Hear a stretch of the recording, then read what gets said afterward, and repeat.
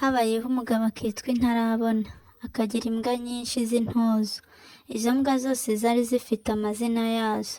Iyitwa Nyakayaga, indi Nyakarambika, indi Urunyabutongo, Rutoto, Rumara isimbo, indi Nyinaramuzi ntazamumpora, indi Nyamubikana umuranzi uruguma, na Mporera na Nyakayanga umuranzi w'umupfumu udashira ishitura. Intarabona umunsi umwe azinduka ajya guhiga. Nyina aramubwira ati mwana wanjye uramenye ntuzahige inyamaswa yitwa impomahoma.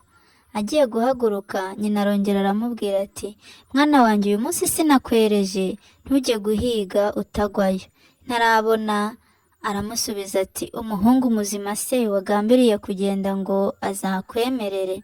Ntarabona arahaguruka n'imbwa ze ajya guhiga. Nyina araza n'umujinya mwinshi atambika umweko we mu irembo ati ndeba aho unyura uyu mweko wa nyoko. Umuhungu muzima arazimiza arawusimbuka araboneza ajya guhiga. Ariyamirira cyane, yakundaga guhiga bikabije, nuko aza gusangayo n'abandi bahigi baramwogeza cyane ngo afite n'imbwa z'intozo. Arazibaratira ati nazikuye hagati y'u Burundi n'Ubunyabungo kandi nta nyamaswa injya imbere ngo ntahe ntayishe. Intarabona yigiye imbere ahura na ya nyamaswa y'impomahoma nyina yari yamubujije. Intarabona igihe agiye kuyirasa umwambi, inyamaswa iti sindaswa sinigeze mpigwa, umvumbuye ambwira neza nkigendera. Intarabona arayireka inyuzamo iriruka ayirukaho iti ndakuvuma kuko ndi Imana y'ishyamba. Imana iramubwira iti ntureba kuri Intarabona, genda maze ujye ubone n'ibiguturutse inyuma. Nugera iwawe inka zigutinye, umugore wawe agutinye, ababyeyi bawe bagutinye, ntukagire ukwegera ubaho.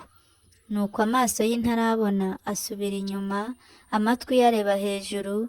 Ageze iwe bose batinya kumwegera ndetse bayoberwa n'uwo ari we. Aragenda yicarira mu mugendo kwa se.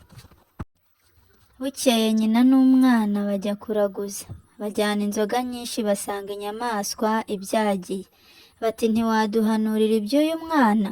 Inyamaswa iti nimuture izo nzoga nzinywe ndababwira icyateye umwana wanyu. Inzoga barazitura baranywa.